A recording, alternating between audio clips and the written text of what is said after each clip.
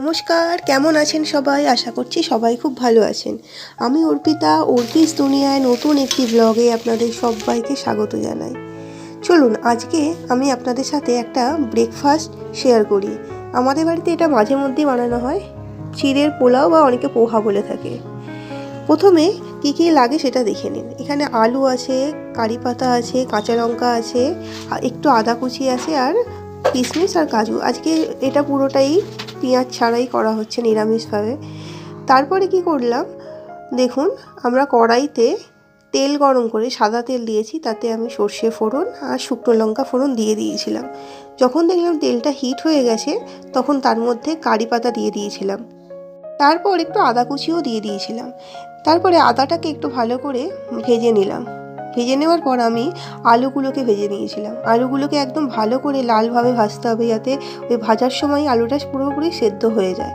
আমি এখানে চৌকো চৌকো করে আলুটা কেটেছিলাম, আর আলু ভাজার সময় আমি একটু নুন আর একটু হলুদ দিয়েছিলাম, যাতে তাড়াতাড়ি আলুটা ভাজা হয়ে যায়।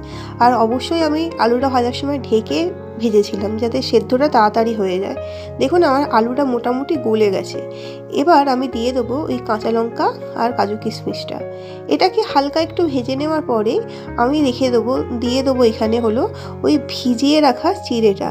অবশ্যই জলটাকে আমি শুকিয়ে নিয়েছিলাম। দেখুন এখানে আমি 250 গ্রামের মতো চিড়ে ইউজ করেছিলাম। তারপরে আমি দিয়ে গ্যাসের ফ্লেমটাকে একটু লো করে দিয়েছিলাম। নুন আর চিনি দিয়ে দিয়েছিলাম। এই রান্নাটা না একটু মিষ্টি মিষ্টি খেতে হবে, চিড়ের পোহাটা। আপনারা যদি চিনি কম খান তো কমও দিতে পারেন। অবশ্যই নুনটা পরিমাণ মতো দেবেন।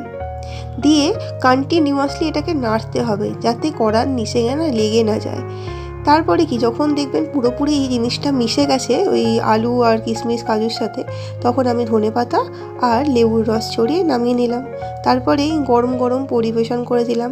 বাড়ির সবাই আমার এগুলো খেতে খুব ভালোবাসে।